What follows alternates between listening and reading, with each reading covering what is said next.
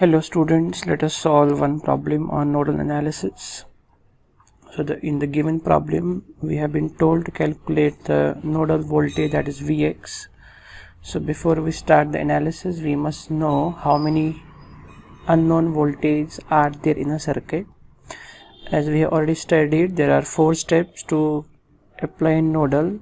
Find out what is your reference node, find out your non-reference nodes, then simply calculate equations while you are writing KCL equations and find voltages.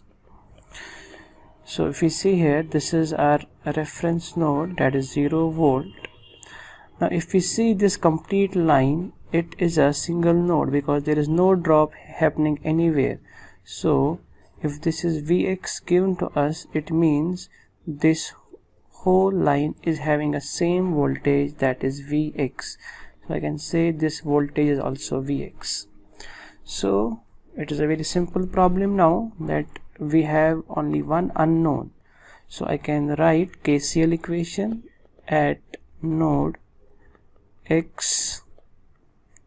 If I say this is node x, so this whole line is x, so I can say 2 is equal to, so the current directions I can assign randomly. So I can write 2 is equal to I1 plus I2 plus 0.2 Vx.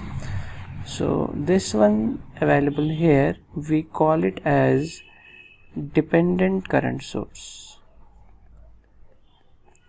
In some other video I will tell you regarding what are dependent sources.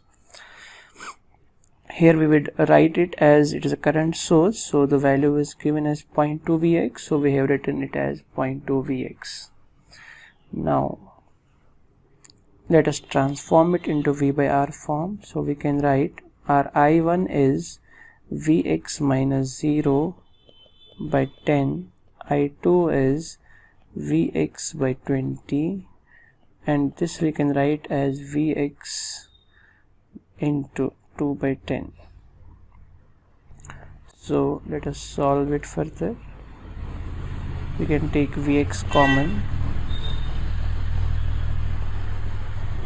We would get 2 equal to, so Vx is 40 by 7. So the answer is 5.714 volts. So this is my node voltage at Vx.